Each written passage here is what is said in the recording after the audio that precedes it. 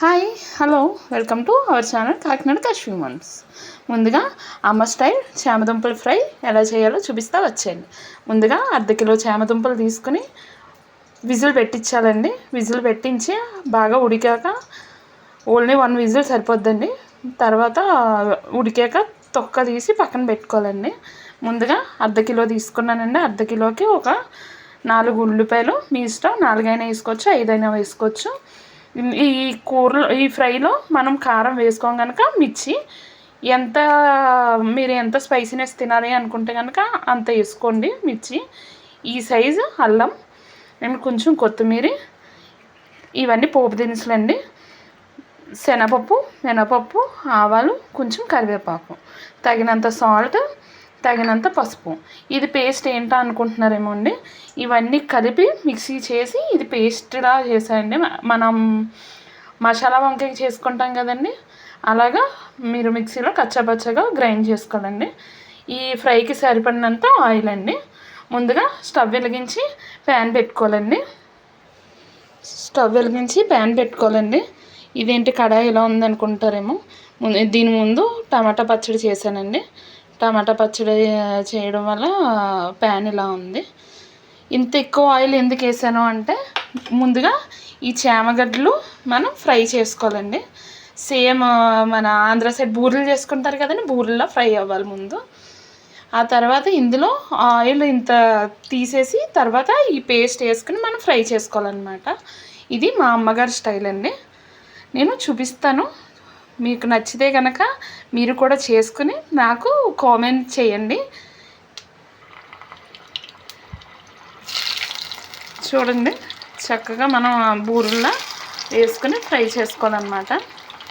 చాలా బాగుంటుందండి. ఇది ఉత్తి రసవన్నంలోకి కాకుండా మజ్జిగ చారు చేసుకుంటే కాంబినేషన్ అదిరిపోద్దండి. దీని తర్వాత మజ్జిగ చారు కూడా చేస్తానండి. ఇవాళ సాటర్డే కదా.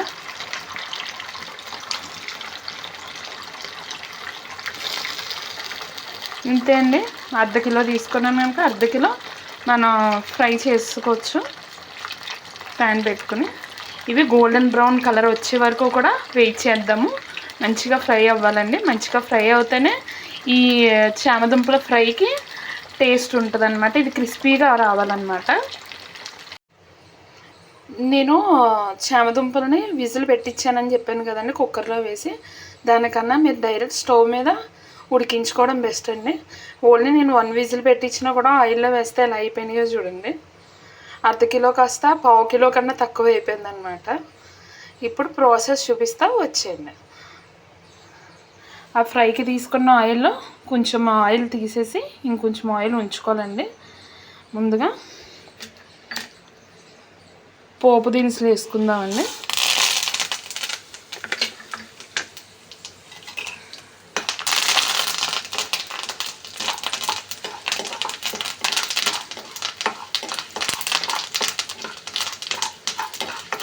ఇది ఇలా ఎందుకు వస్తుంది అంటే, మరి ఆల్రెడీ యూజ్ చేసిన ఆయిల్ వల్ల ఇలా నురగ కింద వస్తుందన్నమాట. పప్పు బాగా ఫ్రై అయ్యాక మనం ఆనియన్ పేస్ట్ వేసుకుందామండి. ముందుగా చెప్పాను కదా మనం మసాలా వంకాయకి ఎలా చేసుకుంటామో అలాగనమాట.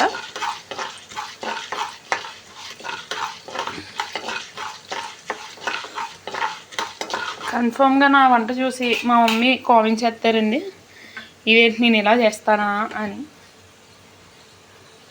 పప్పు ఫ్రై అవుతుంది కదండి. ఆనియన్ పేస్ట్ వేసుకుందాం.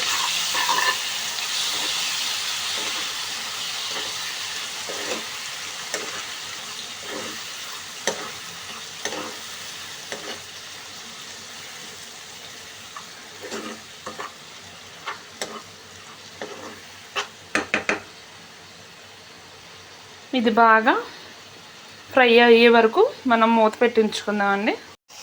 చూసారు కదండి, బాగా ఫ్రై అవ్వాలి. త్వరగా ఫ్రై అవ్వాలంటే మనం టేస్ట్కి సరిపడినంత సాల్ట్ వేసుకుందామండి. నెక్స్ట్ వచ్చి చిటికెడు పసుపు వేసుకుందాం.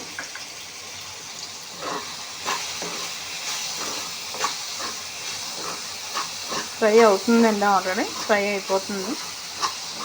తర్వాత వచ్చి ఒక 5 మినిట్స్ వదిలేసాను కదండి, ఫ్రై అవుతుందని మూత పెట్టి నెక్స్ట్ వచ్చి మనం చామదుంపలు వేసుకుందామండి.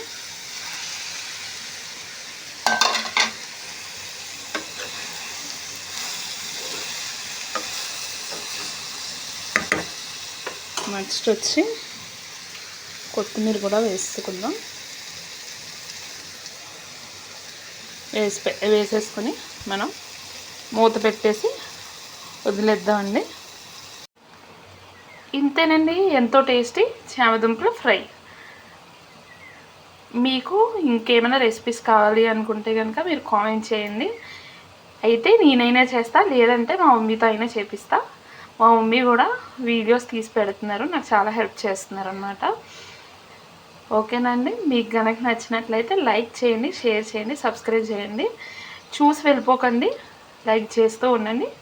అలాగే మీరు ఈ చామదుంపల ఫ్రై ట్రై చేసి నాకు కామెంట్ చేయండి. ఓకేనండి, ఏమనుకోకండి, నాకు పెద్ద వంటలు ఏం రావు. ఓకేనండి, బాయ్ బాయ్.